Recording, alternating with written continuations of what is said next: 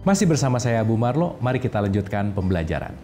So, di tahapan pertama, berbicara masalah setan, kita lepasin dulu nih dari gambar yang menyeramkan, dari film yang menyeramkan, kita lepasin dulu. Tetapi setan adalah satu sifat yang mengajak kita untuk jauh dari keinginan-keinginan Allah. Itu poin pentingnya.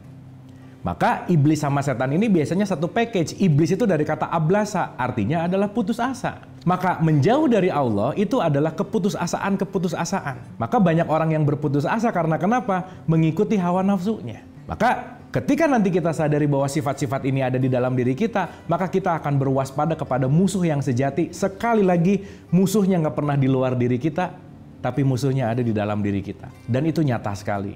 Nyatanya dalam bentuk apa? Bisikan-bisikan dan ajakan-ajakan. Coba direnungkan. Untuk semua pemirsa yang ada di rumah, kita renungkan. Sehari semalam sama siapa sih paling sering kita ngobrol? Pasangan? Anak? Teman? Relasi? Kolega? Sama siapa sih paling banyak kita ngobrol? Ternyata kalau kita mau lebih disadari lagi, yang paling sering kita ajak ngobrol adalah diri kita sendiri. Itu yang disebut dengan yang namanya self-talk.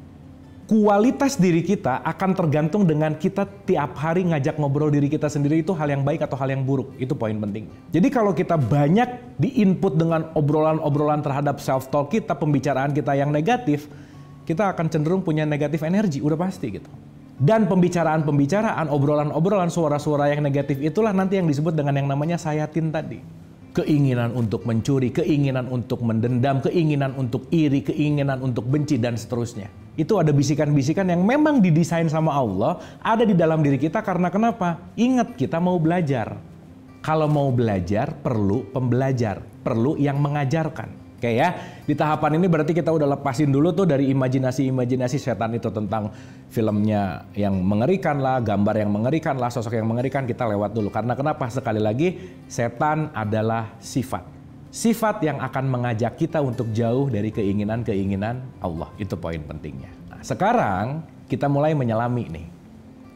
Di mana ini datang dari drama kosmis awal ketika kita mau diciptakan sama Allah. Di Quran, di surat 38 ayat 71-82, itu ceritanya detail sekali. Di mana dikatakan, ketika Allah berfirman kepada para malaikat, aku mau menciptakan manusia dari tanah. Dan nanti kalau udah ada, wahai malaikat, kamu nanti tunduk patuh ya, sujud ya sama mereka, bantu mereka. Tiba di ayat berikutnya dikatakan, datanglah ada satu yang tidak mau sujud, namanya adalah iblis itu sendiri. Di mana konteks yang namanya iblis, sekali lagi, itu adalah padu padan kita sebagai manusia. Setiap manusia pasti punya setan atau iblisnya. Untuk apa? Untuk menjadi guru kita, apakah kita mau tetap di jalan Allah atau mau mengikuti mereka, gitu kira-kira. Jadi mohon maaf nih, tugas mereka itu hanya mengajak, garis bawah tanda seru, saya ulang. Tugas mereka itu hanya mengajak karena itu perintahnya Allah. Mengajak siapapun manusia untuk keluar dari jalur Allah. Maka mohon maaf banget kalau sekarang ngomong iblis yang terkutuk gitu. Sebenarnya yang terkutuk itu bukan iblisnya, yang ngikutinnya sebetulnya. Karena tugas mereka hanya mengajak. Dan kita boleh memilih untuk tidak mengikuti. Nah, sekarang kita kenali masing-masing dari karakteristiknya. Di surat 38, 71, 72, 73 itu dan sampai 82 itu detail gitu ya. Nanti boleh dibaca part by partnya. Tetapi saya akan mengambil sari-sarinya aja supaya lebih efektif dan efisien. Nomor satu nih ya.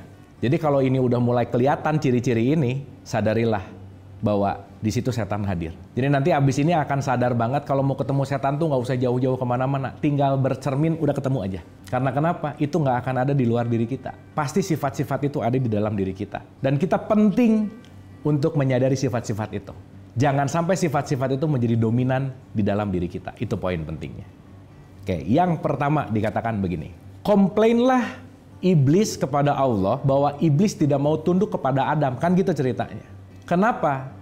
Karena iblis punya sifat yang namanya sombong. Itu nomor satu. Dah selesai.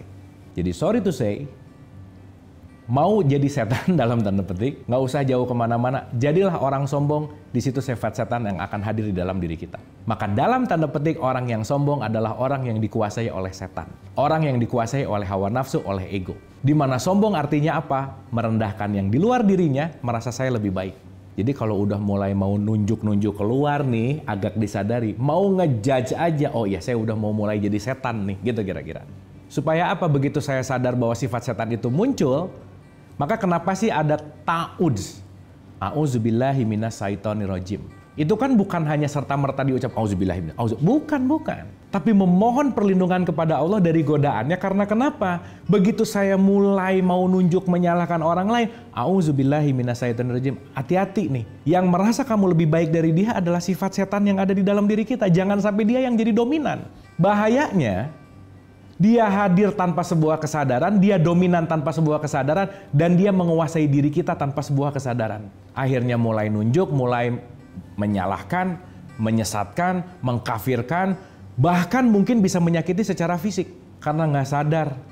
Tanpa sebuah kesadaran, setan yang menguasai diri kita. Nanti begitu ketemu atau begitu ketangkep dalam tanda petik nyalahin, saya digoda setan. Nggak bisa, setan memang tugasnya menggoda. Kamu mau tergoda atau tidak? Tergantung kesadaran dirimu, gitu kira-kira. Maka kenapa dalam tradisi Islam kita dikasih untuk menyadari dan merenungkan kesadaran ini dalam sholat 5 waktu, gitu kira-kira. Ya tapi menariknya kalau itu hanya dilakukan sebagai ritual, ya nggak ngaruh juga, udah pasti gitu. Gitu ya. Jadi nomor satu, waspadalah terhadap kesombongan. Karena sifat dasar alamiah dari setan adalah sombong. Sekali lagi, sombong berarti merendahkan di luar diri kita, menyalahkan di luar diri kita. Pokoknya sesuatu hal yang saya merasa lebih baik dari siapapun. Udah pasti itu sedang dalam tanda petik dikuasai oleh setan. Sekali lagi, itu adalah sifat. Pembelajaran masih akan kita lanjutkan, tetaplah bersama saya.